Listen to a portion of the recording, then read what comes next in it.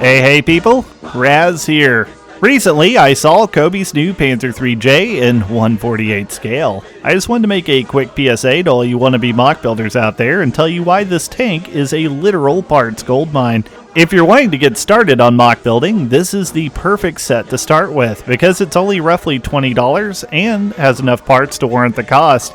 As you can see, the amount of custom prints, specialty blocks, and wheels make this a mock builder's wet dream. This is easily the single most important set that Cobi has ever released. It gives you access to several new parts and some pretty rare old parts, and I highly recommend you pick up at least 2 of them. Anyways, let me know if there are any other short tips or tutorials you'd like to see in the comments. As usual, thank you for watching, and bye for now.